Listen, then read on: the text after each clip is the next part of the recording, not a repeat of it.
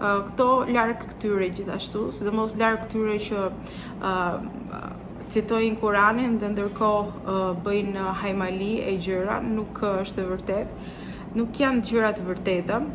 Mbaj mend në shkollë kur isha sillnin nga këto si i mbështillnin me letra në formë trekëndshi dhe i bënin si varse, dhe kur i hapje siç kishte ca shkrime të çuditshme, dhe këto ishin magji, domethënë, dhe magjit ekzistojnë sigurisht, dhe vetë profeti ka qenë pre atyre, por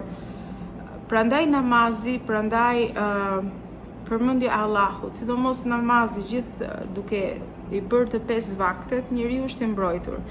Duke lexuar Kuranin, njeriu është i mbrojtur, por sigurisht njerëzit nuk është se janë perfekt për t'i bërë të gjitha këto, dhe normalisht që fiksohen dhe ose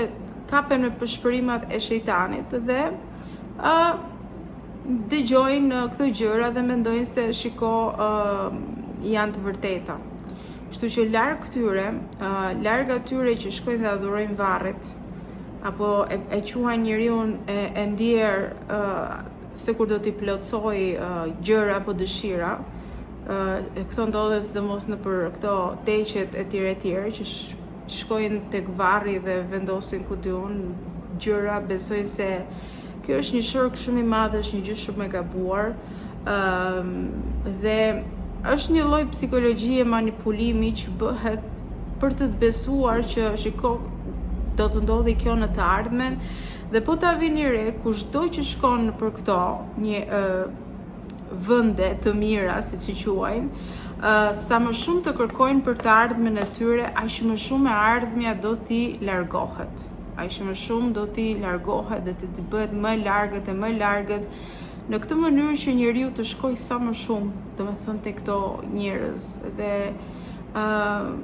djalli pastaj qesh me ne dhe është i lumtur që njeriu po ndjek atë lloj udhe. Prandaj që kushdo që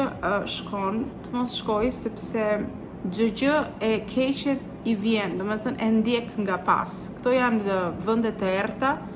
dhe njeriu hyn dhe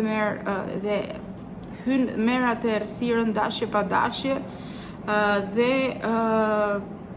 pastaj fundi dihet se si do jetë. Kështu që shumë kujdes nga këto vende, sepse asgjë mirë nuk vjen nga asnjë gjë e tillë.